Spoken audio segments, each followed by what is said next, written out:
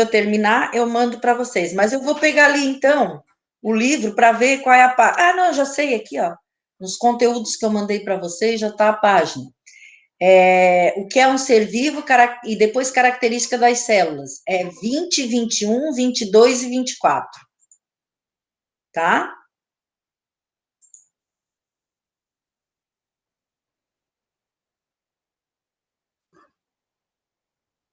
Tá bom? Vou esperar só mais 2 minutinhos aqui para ver se o Calone e a Isabela entram, tá? E já vamos começar, tá bom?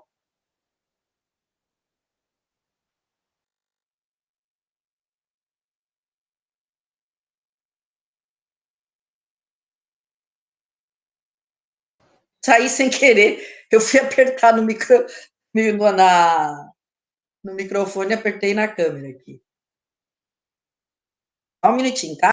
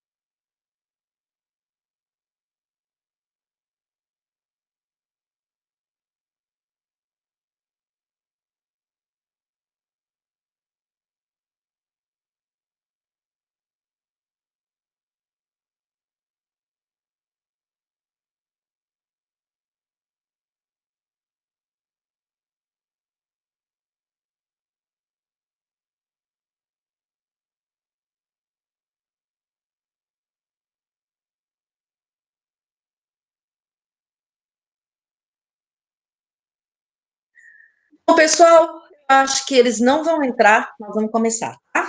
Vou botar aqui um PowerPoint, a gente vai começar a explicar, e aí depois, no final da aula, à tarde, eu boto o PowerPoint no grupo para vocês, tá bom?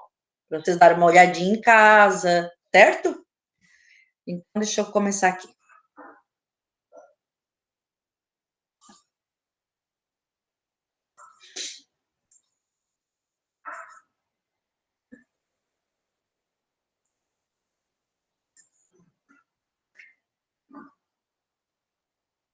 Ué?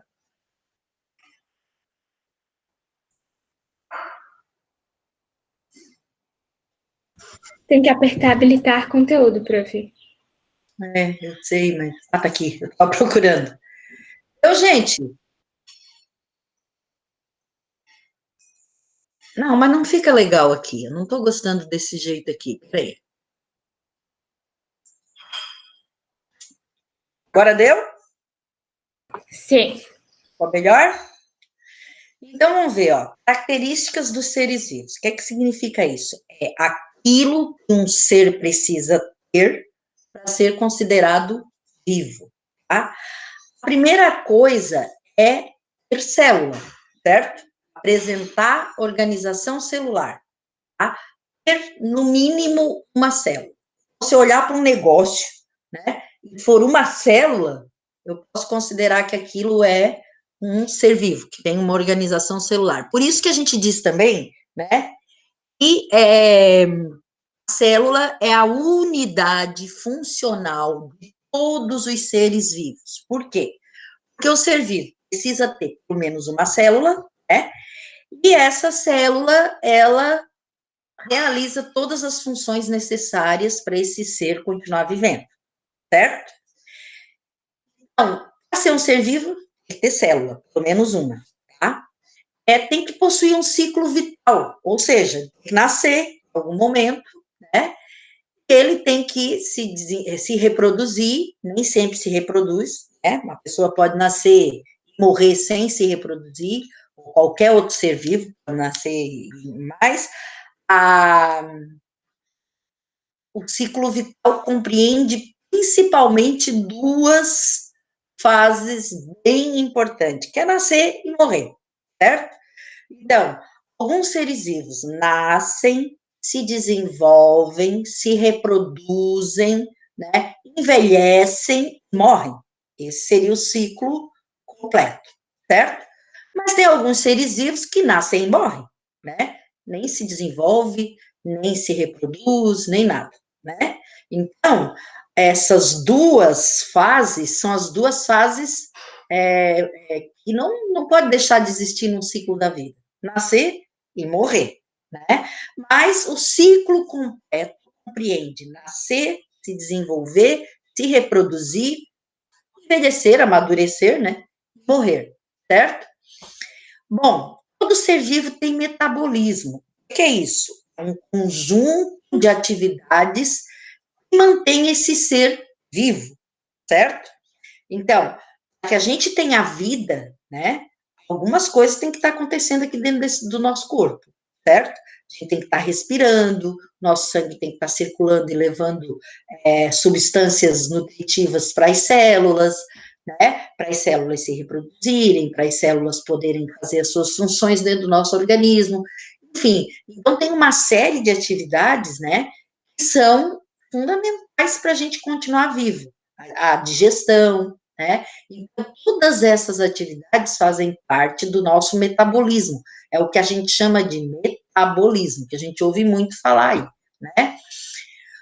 Os seres vivos, eles são capazes de se reproduzir. Olhe bem a palavra, capazes. Não significa que ser vivo tem que se reproduzir, né? Eu falei antes, muitas vezes um ser vivo nasce e não chega a se reproduzir e morre, né? Mas ele é capaz de se reproduzir, certo? Também não dá para dizer que, né, que uma pessoa que nasce com problema no sistema reprodutor e aí não consegue se reproduzir, que não é um ser vivo. Não, não é isso, né? Essa é uma das características, certo? São capazes de responder a estímulos do ambiente, certo? Por exemplo, uma pedra, eu cutuco, ela não se mexe, não faz nada, é pedra, fica ali, não é um ser vivo, né? Já, vamos supor, a minha gatinha que está aqui do meu lado, se eu mexer, ela já se mexe, né? Ela responde a um estímulo do ambiente, né? Ao fato de eu ter mexido nela, né? Uma planta responde a estímulos do ambiente, se vocês observarem, né? Quando a gente tem um vaso em casa, ou uma flor no jardim, se a gente for bom observador, a gente percebe que as folhas das flores, elas estão sempre direcionadas para luz. Então, o que é a luz? A luz é um estímulo do ambiente, e a planta responde a esse estímulo, certo? Assim como os animais, né? Qualquer animal, uma minhoca, a gente mexe, ela pula, se mexe, né? Se eu boto uma luz no olho de algum ser vivo, ele vai reagir àquela luz. Então, seres vivos são capazes de reagir aos estímulos do ambiente. Gente, até aqui tudo certo? Sim. Continuando, então. Aí, eu falei de célula, né? Que todo ser vivo tem que ter célula, certo? Então, gente, essa célula, ela tem uma estrutura, tá? As principais partes de uma célula são o citoplasma, tá? Essa gelatina que tem aqui dentro da célula, onde estão mergulhadas as organelas, certo? Tem uma membrana plasmática, que é esse envoltório aqui, ó, que envolve toda a célula, né? Retendo o conteúdo celular aqui, né? E tem o núcleo, certo? Aqui eu tenho uma célula vegetal, e eu sei disso, é uma célula vegetal, ela tem um formato mais retangular, certo? Ela apresenta, além da membrana plasmática, ela apresenta parede celular, certo? Que é essa externa mais grossa aqui, ó, a parede celular. Ela apresenta cloroplasto, ela apresenta um vacúolo central muito grande, certo? Esse vacúolo aqui, ele armazena muita água, e muitas substâncias aqui dentro, tá? Essa é uma célula vegetal, mas ela tem as três partes principais: membrana plasmática, núcleo, citoplasma, certo? Esta é uma célula animal, tá? A célula animal, ela pode ter vários formatos, né? Mas normalmente ela tem um formato mais arredondado, certo? E ela não apresenta, por exemplo, cloroplasto, né? Porque animal não faz fotossíntese, não precisa ter clorofila, né? Ele tem outros pigmentos, mas não precisa ter clorofila, então ele não tem esses cloroplastos aqui, certo? Classificação dos seres vivos. Gente, a classificação dos seres vivos relacionada à célula, eles podem ser unicelulares, né? É aqueles seres vivos que apresentam apenas uma célula, certo? Pluricelulares, aqueles seres vivos que apresentam mais de uma célula. Eles podem ser procariontes, né? Quando não tem membrana nuclear, certo? Aqui, ó. Um ser vivo, por exemplo, aqui eu tenho o núcleo da célula, eu tenho uma membrana envolvendo essa célula, tá? Aqui também, eu tenho o núcleo da célula vegetal e tenho uma membrana envolvendo a célula vegetal. Quando uma célula não tem isso, quando ela não tem a membrana nuclear, ela é chamada de procarionte. A gente só tem um reino que apresenta seres procariontes, é o reino Monera, é o reino das bactérias, certo? Eucarionte é todos os outros seres vivos que apresentam núcleo com membrana, tá? Então, por exemplo, nós somos seres vivos eucariontes. As nossas células, certo? As células que compõem o nosso corpo, tá? Tem membrana nuclear. Além da membrana plasmática, que envolve toda a célula, tem a membrana nuclear que envolve o núcleo, tá? Onde tem o nosso material genético, viu? Certo? Aqui, ó, unicelulares, seres vivos formados por uma única célula. A gente tem bactérias, e até alguns protozoários, né? Tem protozoários, desculpa, alguns não. Os protozoários são formados por uma única célula, tá? Só que aqui, ó, as bactérias são procariontes. O núcleo das células das bactérias não tem membrana.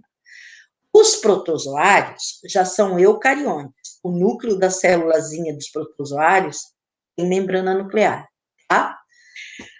Aí tem alguns fungos, como o fermento de pão, aquele fermento de bolinha, né? Ele também ele é unicelular, tá? Algumas algas, tá? São unicelulares. Então, unicelular, ser vivo formado por uma única célula. Exemplo, bactérias, protozoários, alguns fungos e algumas algas. Pluricelulares, seres vivos formados por várias células, tá? Aqui, todos são eucariontes. Por quê?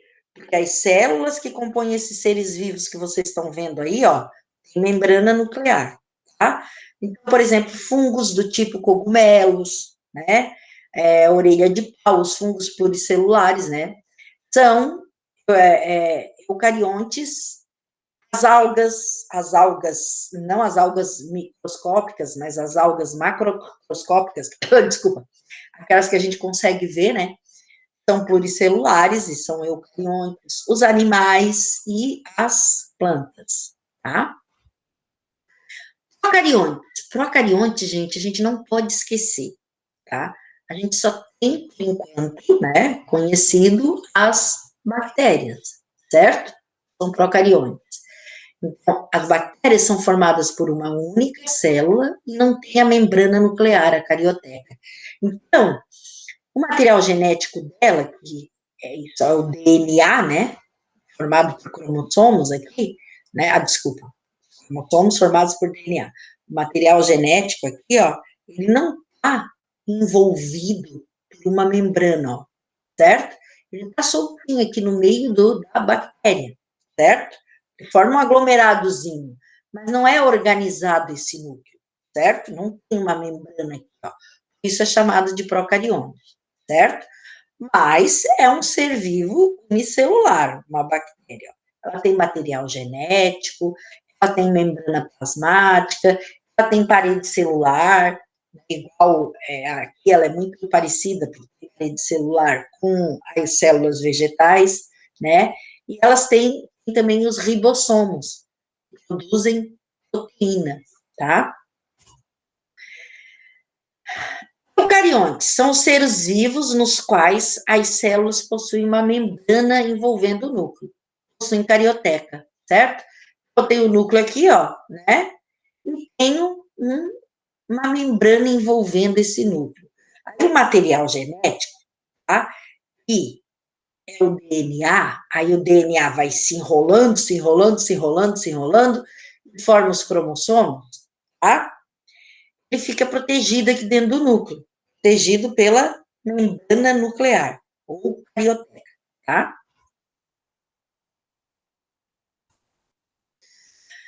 Os níveis de organização dos seres vivos. Quais são os níveis de organização dos seres vivos? Bom, a gente pode começar, tá? Lá de átomo, certo?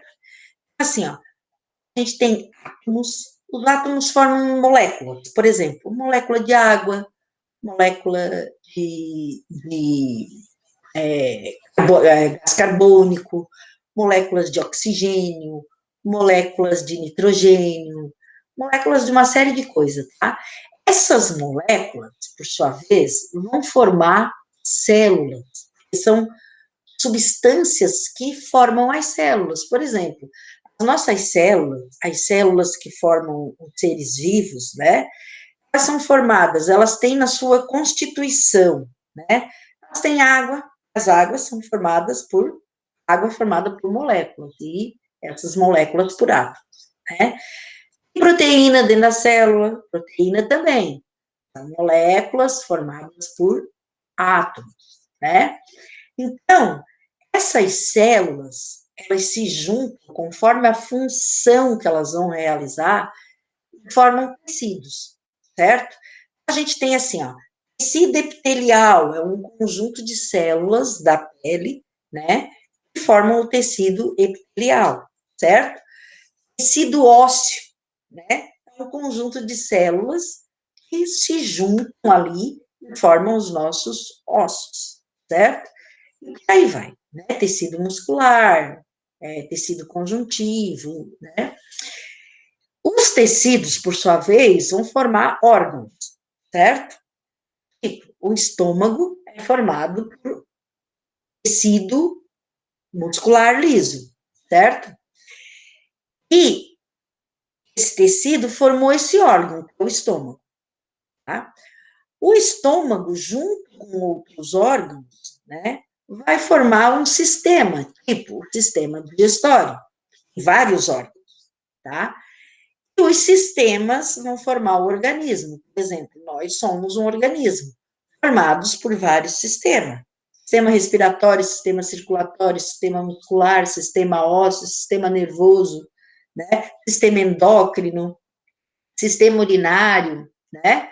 E todos esses sistemas são formados por órgãos, e todos esses órgãos são formados por tecidos, e todos esses tecidos são formados por células, certo? Tudo isso junto dá origem a um organismo, tá? Daí a gente tem assim, ó, níveis de organização do átomo à biosfera. A gente tem aqui, ó, átomos que formam moléculas, que formam organelas, que formam a célula, que formam um tecido, que formam um órgão, né? Que formam um sistema, que formam um organismo, certo? Esse organismo, um conjunto desses organismos é chamado de população. Um conjunto de população é chamado de comunidade. Um conjunto de comunidades é chamado de ecossistema. Tá? E um conjunto de ecossistema forma a biosfera, que é a parte viva, onde é possível encontrar vida no nosso planeta. Tá? Ciclo de vida. Ó, nasceram, certo? Se desenvolveram, se reproduziram e morreram. Essas seriam as etapas principais do ciclo vital, tá? Metabolismo é um conjunto de transformação que substâncias químicas sofrem no interior do organismo. Por exemplo, nutrição e respiração, certo? A digestão e a respiração dentro do nosso organismo fazem parte, são exemplo de atividades metabólicas do nosso metabolismo. Tá? A nutrição é o processo de obtenção de alimentos, e ela vai desde a ingestão, comer, né, até digerir e eliminar aquilo que a gente não precisa, tá? Ela é importantíssima, né? Sem nutrição não existe vida, né? Aí, gente, os seres vivos, eles podem ser autótrofos e heterótrofos, tá? E aqui, vamos dar uma pausa.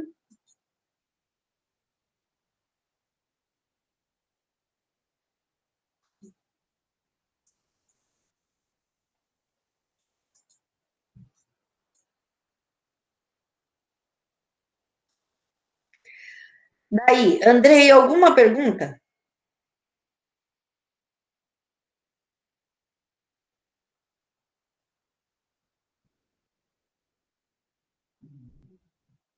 Andrei?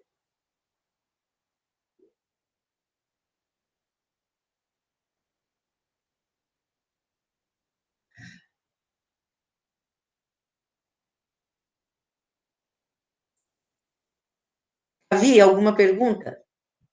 Não. Tudo certo? Tá entendendo? Uhum. A Camille tá entendendo, Camille? Tá revisando, tá lembrando? Tá? Andrei não tem nenhuma pergunta também? Então, tá. Então vamos voltar à apresentação, tá?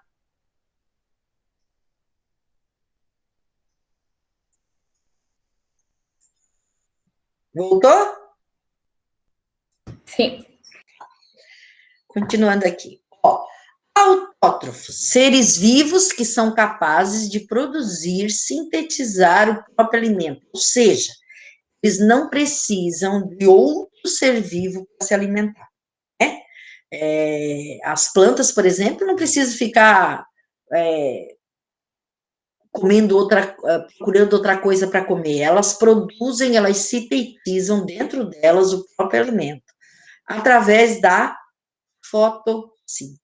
Aí vocês poderiam perguntar assim para mim, mas prof, e as plantas carnívoras? É?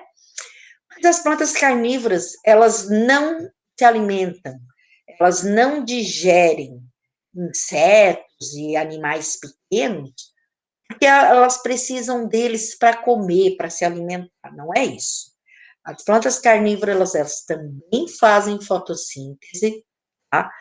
Elas produzem o próprio alimento delas, mas como as plantas carnívoras, elas geralmente crescem em solos pobres em alguns sais, elas ingerem alguns insetos, alguns animaizinhos pequenos, para conseguir suplementar a alimentação delas. Então, na verdade, as plantas carnívoras, né, os insetívoras, ou tem algumas até que se alimentam de pequenos animaizinhos, né, esses animaizinhos, eles são suplemento alimentar, eles não são o alimento propriamente dito, tá? Então, as plantas carnívoras também são autótrofas, né, também fazem fotossíntese, certo? Então, quem faz fotossíntese, né?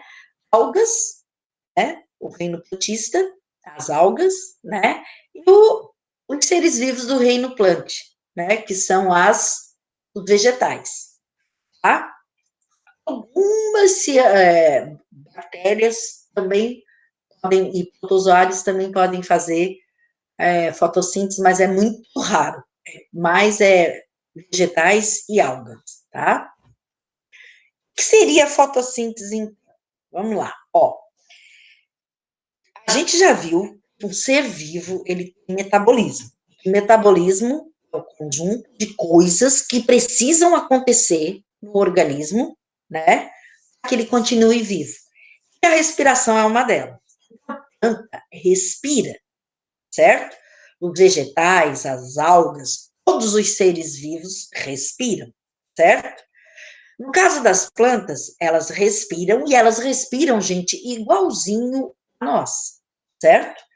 Elas respiram oxigênio do ar, liberam para a atmosfera gás carbônico, tá? Tem muita gente que confunde essas coisas.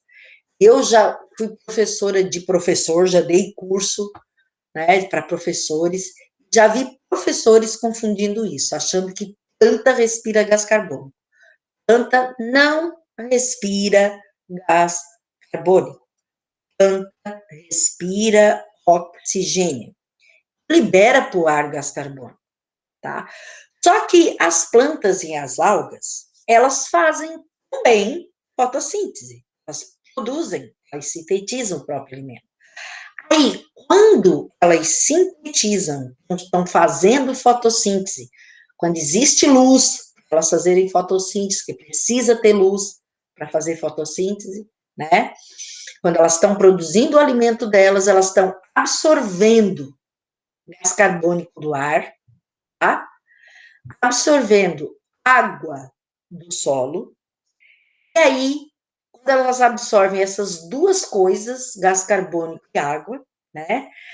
A luz faz com que a clorofila seja acionada, uma reação química aconteça, produzindo glicose, que é o alimento da planta, certo? Nesse processo sobra uma coisa, sobra oxigênio. Aí a planta libera oxigênio para o ar. Então, na verdade, as plantas, elas estão sempre equilibrando os gases na atmosfera, que elas consomem oxigênio para respirar, mas pelo fato de fazerem fotossíntese, elas devolvem oxigênio para o ar. Então, elas estão sempre fazendo esse equilíbrio. Ao contrário da gente, dos animais, né? Por quê? Porque nós só absorvemos oxigênio do ar e liberamos gás carbônico. Nós não devolvemos nada de oxigênio para o ar, né? As plantas devolvem, né? As plantas devolvem porque nesses dois processos, né? Isso que fazem parte do metabolismo dela, é respiração e nutrição, né? Elas consomem e liberam oxigênio ao mesmo tempo. Então, elas vão fazendo um equilíbrio, né, entre os gases na atmosfera.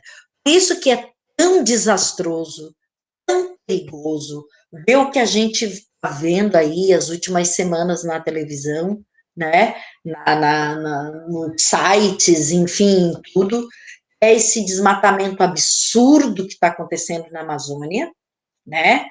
Porque é uma coisa absurda, além de mexer com o clima, porque claro que mexe com o clima, desequilibra os gases na natureza, porque essas plantas vão deixar de fazer fotossíntese, portanto, vão deixar de devolver oxigênio para o ar, né? E esse desmatamento relacionado, a gente sabe, é uma política que não preserva o meio ambiente, certo? Então, tudo isso é muito triste, e nós, enquanto cidadãos, a gente tem que lutar para que isso não aconteça, para que não se destrua o ambiente da forma que está sendo destruído, né? E vocês estão vendo aqui, ó, num simples slide, a importância das plantas, dos vegetais, para todo mundo, né? Para o planeta, para a saúde do planeta, tá? Heterótrofos são seres vivos que buscam energia se alimentando de outros seres vivos, que são incapazes de produzir energia sozinhos. Eles não fazem fotossíntese, certo? Então, são heterótrofos, são aqueles que estão se alimentando de outros seres vivos, tá? A gente chama de heterótrofos. E mesmo os heterótrofos precisam que exista vegetais, né? Os vegetais são a base da cadeia alimentar no nosso planeta, né? Se os vegetais sumirem, Os primeiros seres que vão sumir logo em seguida, que vão desaparecer por falta de comida, vão ser os herbívoros, né? Depois vem os carnívoros, por último vem os onívoros, e assim vai, e a vida some da terra, sumir vegetal, né? Respiração, tá? A respiração é o processo pelo qual as células dos seres vivos quebram moléculas dos nutrientes, liberando energia, gás carbônico e água. Então, o que acontece? Quando um ser vivo respira, né, entrando nas vias respiratórias dele, ou seja lá a forma como ele respira, né, está entrando oxigênio. Depois a gente vai ver que tem ser vivo que não precisa do oxigênio para respirar, tá? Mas a esmagadora maioria deles precisa desse gás, certo? Aí esse gás, o oxigênio, entra no nosso organismo, no organismo dos seres vivos, né? Ele vai chegar lá nas células, certo? E quando chega lá nas células, numa organela lá dentro da célula, chamada mitocôndria, ele vai queimar nutrientes lá dentro, certo? Para gerar energia, certo? Isso que a gente diz, né? E saco vazio não para em pé. Ou seja, o ser vivo que não come não tem energia. Porque ele precisa comer, chegar esses nutrientes lá nas células, depois chegar o oxigênio que veio da respiração, queimar esses nutrientes e liberar energia. Que o ser vivo possa realizar todas as funções dele, né? Ou seja, eu estou falando aqui, eu tenho energia. Se eu não tivesse energia, eu não estava falando, nem como boa descendente de italiano, gesticulando, né? Certo? Mas nesse processo, né, de queimar nutrientes e liberar energia, sobra gás carbônico e água, certo? O gás carbônico, os seres vivos liberam pela expiração, a água pela transpiração, certo? Então, esses seres vivos, né, que utilizam oxigênio do ambiente para respirar, são chamados de aeróbios. E os que não utilizam o oxigênio no processo de obtenção de energia, certo? São chamados de anaeróbio, tá? Isso aqui precisa ser saber com tantos detalhes, tá? Deixa eu ver que horas são, só um minutinho.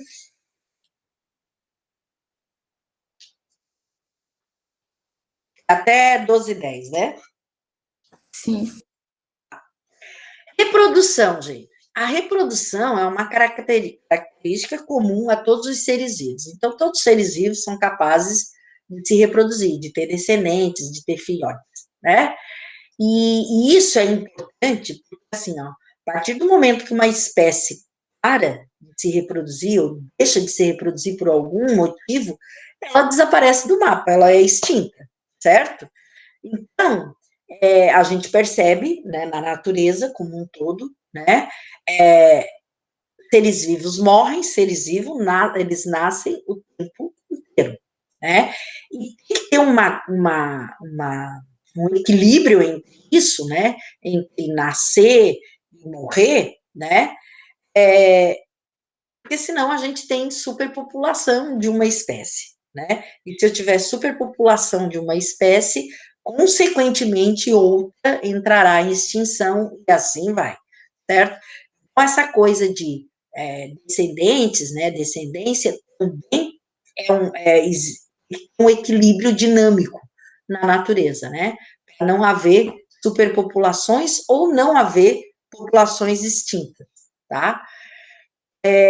Então, gente, é por isso que projetos, né, como o Amar, do IBAMA e tantos outros projetos, né, tem que ser valorizados e tem que ser preservados, e a gente tem que lutar para que não acabe, né, lutar para que o governo faça ações, né, que sejam benéficas ao meio ambiente, e não o contrário, como vem acontecendo agora, né, com destruição do meio ambiente e tudo mais, né, que a gente está vendo, está todo mundo vendo aí na televisão, não sou eu que estou dizendo, né? O ambiente está sendo destruído e isso tem sido não pode ser assim, né? Então, tem que cuidar, porque é através da reprodução, uma das características dos seres vivos, que se mantém o equilíbrio das espécies no planeta, né? Tipos de reprodução. A reprodução sexuada, né? E a sexuada é a reprodução onde há interferência dos gametas, né? Então, eu tenho que ter um ser vivo produzindo gameta masculino e um ser vivo produzindo gameta feminino. Tem algumas exceções, né? Mas, de modo geral, a reprodução sexuada acontece assim, né? Com o envolvimento dos dois gametas, né? No animal, o gameta masculino é chamado de espermatozoide e o feminino de óvulo ou ócito, certo? A união dos gametas é que vai dar origem a um novo ser, certo? Essa união dos gametas, quando óvulo e espermatozoide se juntam, como no caso aqui, ó, né? Aqui a gente está vendo um exemplo de fecundação, quando um espermatozoide vai fecundar um óvulo, certo? A fecundação, ela pode ser isso aqui, ó, esse encontro entre óvulo e espermatozoide, certo? Pode acontecer de forma interna, como é o caso aqui das tartaruguinhas, né? A tartaruga macho, ela tem uma espécie de pênis que ela vai introduzir no orifício genital da fêmea, vai lançar o espermatozoide, e o espermatozoide lá dentro da fêmea vai encontrar o óvulo e vai formar o ovo, vai dar origem a uma tartaruguinha. A tartaruguinha primeiro bota ovos, né? E dos ovos depois sai a tartaruguinha, certo?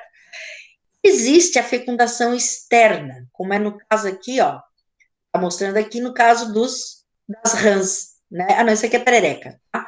No caso das pererecas, né?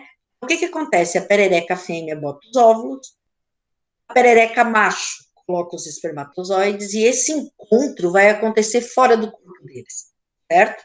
E daí vai formar o ovinho, dentro do ovinho vai formar um girino, depois o girino sai, sofre metamorfose e se transforma numa perereca, tá? E também a reprodução assexuada, certo? A reprodução assexuada, gente, ela não envolve as etapas que a gente viu antes, tá? Então, ela depende apenas das células, certo?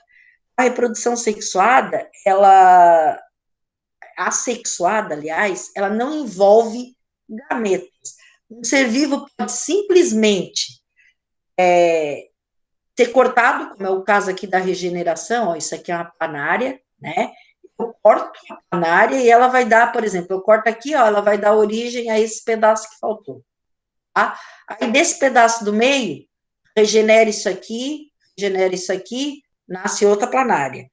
Desse pedacinho aqui da ponta, regenera tudo isso aqui e nasce outra planária. Então, de uma planária cortada, por regeneração, reprodução assexuada, sem envolvimento dos gametas, podem surgir 3 novas planárias. Pode ser também por divisão binária, como acontece nos seres unicelulares, né? As células simplesmente, quando o ser vivo, por exemplo, as bactérias, elas simplesmente multiplicam o material genético e se dividem em 2 bactérias, certo? A reprodução assexuada, ela é mais vantajosa para o ser vivo, certo? Por quê? Porque quando um ser vivo se reproduz por reprodução sexuada, tá? Tem mais variabilidade genética dentro da espécie, certo? Ele é parecido com o pai, ele é parecido com o tio, ele é parecido com o avô, mas ele tem algumas características próprias que podem ser mais vantajosas, certo? Deixa eu ver a hora.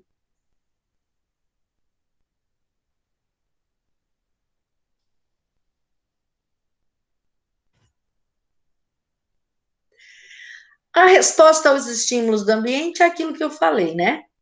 Então, os seres vivos estão sempre reagindo ao ambiente, tá? As plantas, por exemplo, elas não têm sistema nervoso, né? Mas elas têm respostas a estímulos, por exemplo, como fototropismo, né? O que é isso? Elas estão sempre procurando a luz, certo? Então, se eu botar uma parede aqui, ó, né, e fizer um buraquinho aqui, a planta vai se dirigir para lá, por fototropismo, certo? Que é o crescimento da planta orientado pela luz. Ela está sempre procurando a luz, certo? E os seres vivos, os animais, né? A gente vê que eles reagem aos estímulos o tempo inteiro, né? Gente, deu por hoje, tá? A gente continua na próxima aula, que é amanhã, certo? Continuamos amanhã, tá bom? Alguma pergunta ou tá tudo certinho até agora?